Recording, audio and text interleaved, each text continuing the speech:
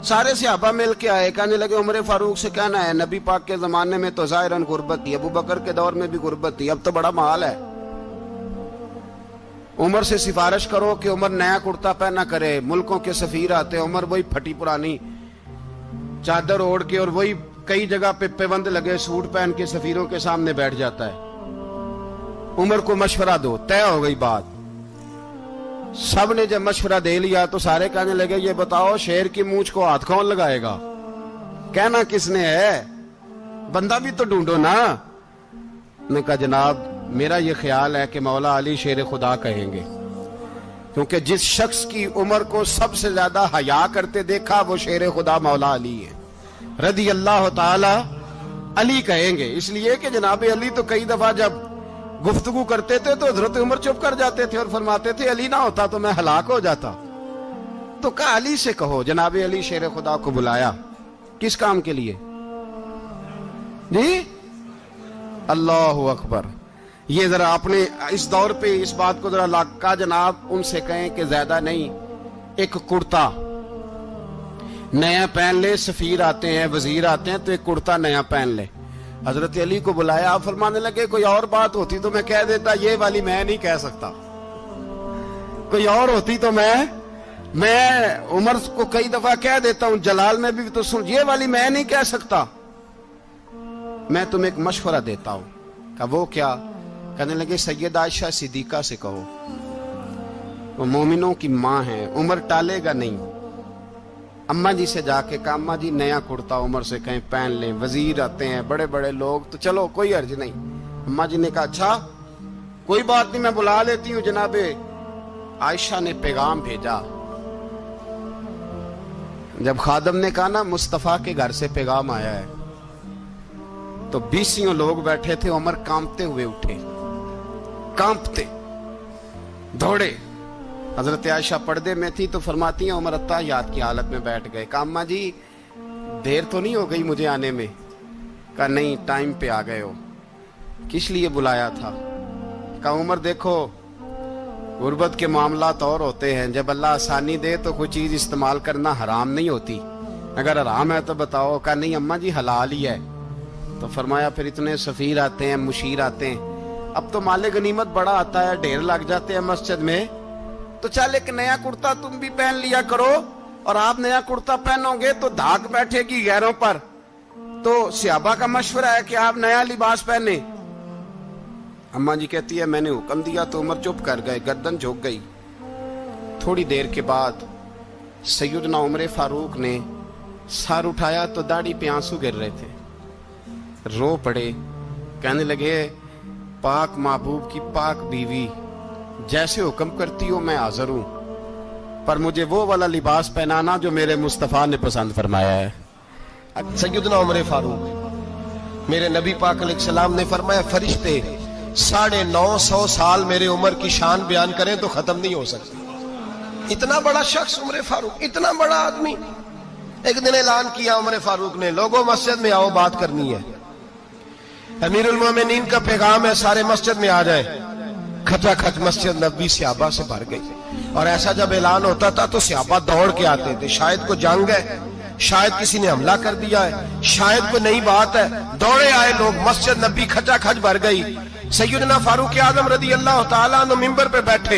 Hazrat Abdurrahman Ibn of रदी अल्लाह तआला अन्हु फरमाते हैं कि सहाबा तजस्सुस के देख रहे हैं कि पता नहीं किसी तरफ से पैगाम नहीं आ गया, कोई काफिर हमला नहीं करने लगा, अल्लाह जाने क्या हुआ है, बड़ी परेशानी है। उमर बैठे, अल्लाह की हम्द की, नबी पाक सल्लल्लाहु अलैहि वसल्लम पर दुरूद पढ़ा और फिर उमर फारूक बोले, फरमाने लगे मैं जब मक्के में रहता था ना तो कभी घर में कहत आ जाता था, कभी कहत आता था घर में, बकरियों के दूध खुश्क हो जाते थे, गंदम नहीं मिलती थी, पानी नहीं होता था।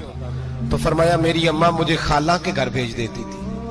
कबीला बनु मखजूम, उस कबीले में मेरी खाला की शादी हुई थी तो वो मालदार लोग थे, उनके पास ज्यादा बकरियां, ज्यादा ऊंट, ज्यादा गायें, ज्यादा खेत थे। हजरत उमर फारूक फरमाने लगे मैं उनके घर जाता तो मेरे खालू समझ जाते कि उमर को इसलिए भेजा गया है कि कहत आ गया है। फरमाते हैं वो मुझे सवेरे बकरियां चराने ले जाते, शाम तक मैं उनकी बकरियां चराता, अमीरुल मोमिनीन उमर, एक तरफ मसला यह है कि कैसर व किसरा की दीवारें हिल रही हैं उमर के नारों से, और इधर उमर मिंबर पे बैठ के खुतबे दे रहे हैं। फरमाते हैं मैं बकरियां चराता, शाम तक खाला के घर जाके मजदूरी करता, और फरमाते हैं शाम होती तो एक मुट्ठी किशमिश मुझे देते वो। आप फरमाते हैं मैं बड़े कद वाला था, एक मुट्ठी किशमिश मिलती है, कभी एक मुट्ठी खजूरें, मैं शाम को खा के सो जाता। कई कई महीने यूं ही गुजरते तो मेरी अम्मा का पैगाम आता कि हालात सही हो गया, मेरे बेटे को भेज दो। ये बात कही, हजरत उमर रोने लगे और फिर कहने लगे अब वो वक्त आया है कि लोग मुझे अमीरुल मोमिनीन उमर कह के पुकारते हैं। बस ये दो बातें की। उमर ने कहा चलो जोहर का वक्त हो गया, अजान पढ़ो, उठो नमाज पढ़े, उठो। अजान हुई, इकामत हुई, जनाब उमर ने नमाज पढ़ाई, लोग चले गए तो सैयदना अब्दुर्रहमान इब्ने औफ यराना था जनाब उमर से, बाजू पकड़ के कहने लगे उमर सियाना बंदा है यार तू, ये दो बातें सुनाने के लिए इतना मजमा इकट्ठा किया था, ये दो बातें कहने के लिए कि मैं खाला के घर जाके मजदूरी करता था तो एक मुट्ठी किशमिश मिलती थी, एक मुट्ठी खजूरें, ये कहने के लिए कि मैं बकरियां चराया करता था। तो हजरत उमर फारूक रदी अल्लाह ताला अन्हु फिर रोए, फिर आंखों में आंसू आए। कहने लगे अब्दुर्रहमान आज ना मिस्र शाम से कुछ लोग आए थे और वो बता रहे थे कि उमर तेरा डंका वहां भी बड़ा बजता है। वो मुझे कह रहे थे तेरे नाम के वहां भी बड़े दबदबे हैं, बड़े तज़किरे हैं। तो मेरा नफ्स मुझे कह रहा था उमर देखा देखा तू यहां बैठा है और वहां तेरे नाम का शोर हो रहा है, मुझे इसने बड़ा किया है। तो मैंने आज मुस्तफा के सारे गुलाम इकट्ठे करके अपनी औकात बता दी है।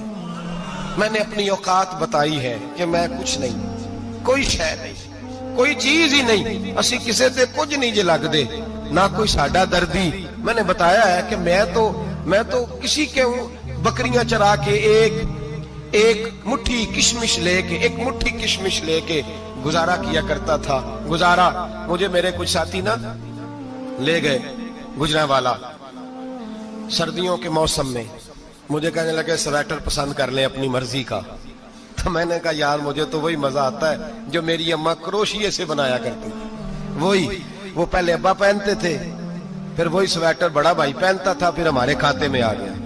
और फिर उसकी तारीफें होती थी गुर्बत छुपाने के लिए, उसकी तारीफें होती थी बड़ी मेहनत से बना है जी, क्या बात है, बड़ा गर्म है, तो अब छोटे भाई को दे दिया जाए। हमने कहा वही जमाना देखा है, वही रंग देखा हुआ है और उस पर फख्र है।